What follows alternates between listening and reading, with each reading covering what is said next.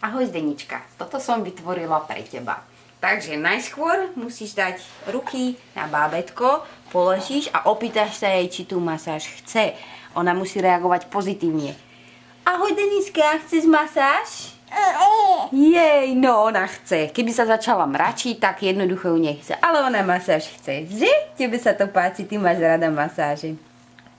No a ešte, ak som zabudla, predtým všetkým potrebuješ nejaký olej, nejaký kuchynský olej, trošku si dať na ruky, aby ju to proste neškrábalo. Najlepší olivový, tak. Takže sme odpočinuli ruky asi, neviem, 20 sekúnd, necháš tam a môžeš začať. Toto sa volá mlynské koleso. Vlastne pracuješ od rebier, kde ti skončia posledné rebra smerom dolu až pod pupok.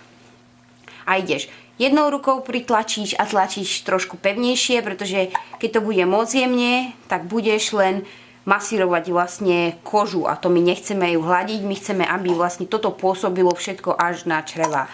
Tak pekne takto budeš, trošku pritlačíš, ona keby ju to bolelo, tak ona si povie, vôbec sa neboj trošku pritlačiť. Tak pekne 6 krát urobíme to mlynské koleso, neviem koľko to je, možno viac. 6 krát sa urobí mlynské koleso. Tak, teraz stlačíme kolienka a pritlačíme ich k brúšku. A zase, môžeš kľudne pritlačiť. Ona keby ju bolelo, ona si povie, ona ti dá nejaký náznak. Takto sa pritlačia kolienka pekne do brúška a podrží sa to až do 30 sekúnd. Pritlač a podrž, tak. Teraz sa to uvoľní a je to taká trošku zábava pre to bábätko. Trošku sa im pobehá takto po brúšku a zabaví sa im. Trošku ich posteglíme, uvoľníme im brúško. Tak. No a teraz ďalšia vec, ktorú budeš robiť, sa to volá slnko a mesiac. Vlastne jednou rukou ideš po smere, vždycky po smere hodinových ručičiek. Otáčaš a robíš koleso takto jednou rukou. A zase pritlačí trošku viacej, keby bolelo, bábätko si povie. Otáčaš jednou rukou a pravou urobíš len mesiac. Jednou rukou slniečko a pravou mesiac. A otáčaš a chodíš pekne po brúšku. A zase urobíme to 6 krát.